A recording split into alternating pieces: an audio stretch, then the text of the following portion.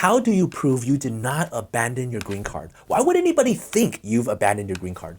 Well, according to the law, if you've been outside of the US and you're a green card holder, then they presume that you've already abandoned your green card, right? If you're on vacation, you go out for 3 weeks, why would you go out for a whole year? Did you even file taxes? Those are some of the considerations that officers have when you've left the country for over a year. And if you've been out for 2, 3, 4 years, then there's a high chance that they will consider you've already abandoned your green card. But all hope is not lost. There's different ways to prove that you did not abandon your green card. That's the purpose of this episode. Let's get started.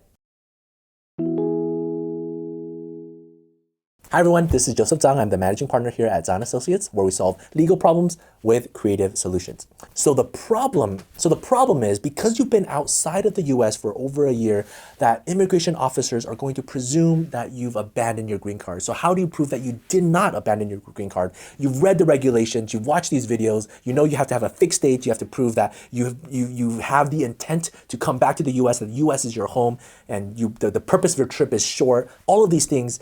But how do you go about doing it? What can an attorney do for you? What do we do during these strategy sessions? That's the purpose of this particular video. The good news is that your frustration that the law is so vague is that it is vague. It is supposed to be, because it's supposed to be all encompassing. It's supposed to cover everyone from all walks of life, whether you're upper class, you're lower class, whether you're Russian, whether you're Iranian, whether you're Muslim, whether you're Christian, you're Buddhist, it doesn't matter if you're an artist or an extraordinary inventor.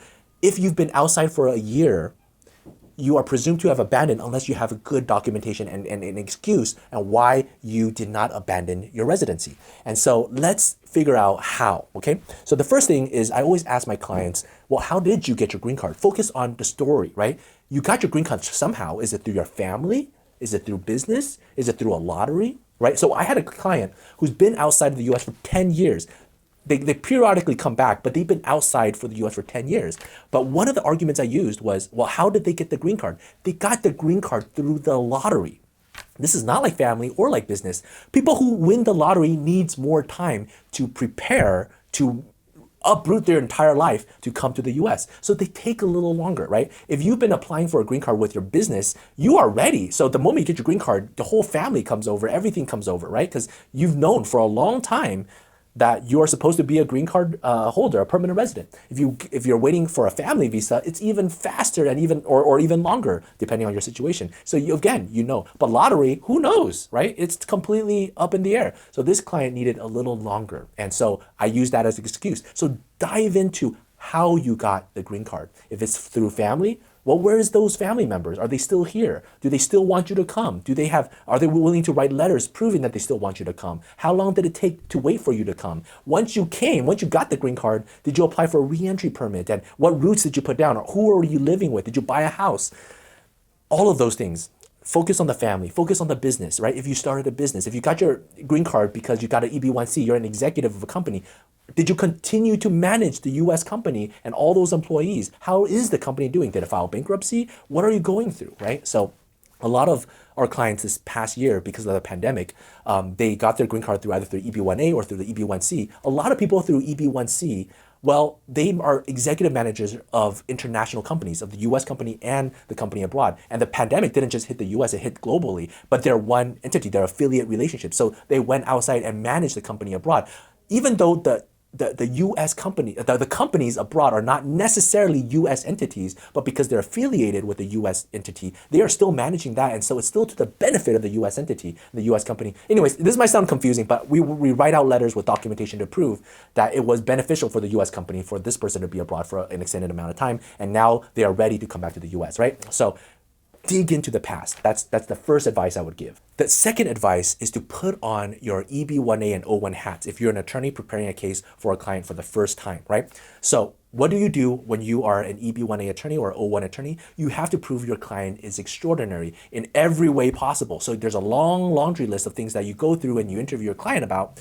Do you have any memberships? Who knows about your excellence? Who's willing to write you letter of recommendation? What clubs are you affiliated with? Are you publishing anything with which journal? Are you attending any conferences? Are you attending any events where you are a judge or you're presenting? Do you have any competitions that you've been preparing for?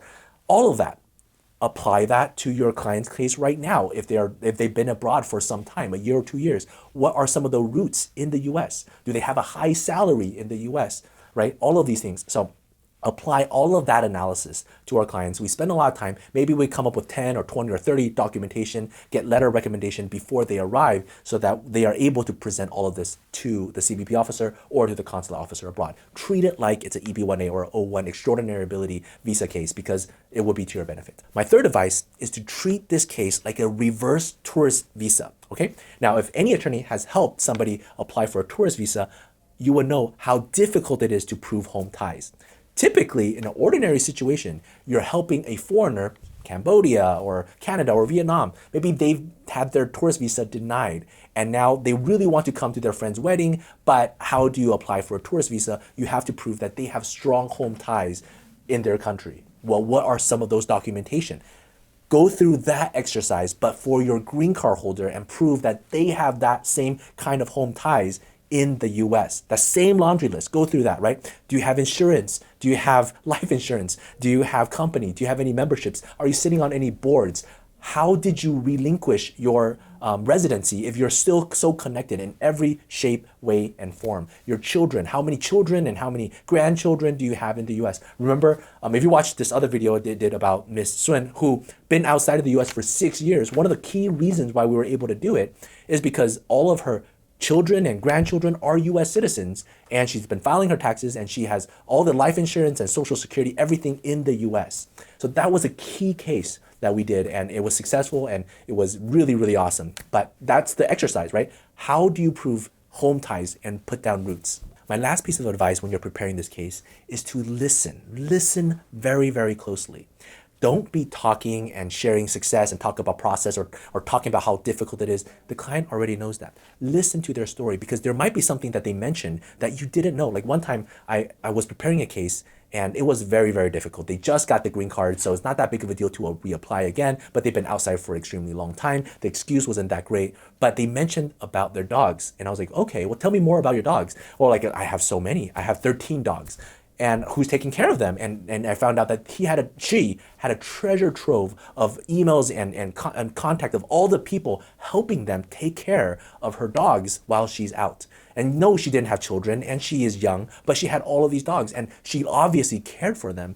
Well, that was a beautiful document to prepare and show the officer she did not intend to abandon the dogs. And if she was rejected her green card, these dogs would suffer extreme hardship. And so, of course, the officer liked that argument very much, and the green card was still intact, right? So super important to listen because you never know what you'll find out, okay? I hope this video helped and the series helped in helping people when they're abroad and how to come back in. The role of an attorney is really to help the client zealously advocate for their case, to come up with the best argument for them. These officers, whether they're consular officers or they're CBP officers, they see the same story over and over again. They're almost numb to it, right? Find out which agency is reviewing your case, right? Is it that, are you applying for SB1 or are you flying to the US? Do you need attorney representation or you do not? And what are all the documents that you can furnish and prepare and practice saying it? And that's the role of an attorney. In a way, our clients say we're like professional beggars. I like to think of ourselves as we are the UX designers for immigration officers, right? We design your package so that the officers can see your case and immediately approve it. They like your story. And that's really what we're here for. So if you have your story, if you've prepared your case and you want us to kind of jump in and dive in and talk about it, we'd be happy to. So give us a call and hope these series helped. Best of luck. Take care. Bye-bye.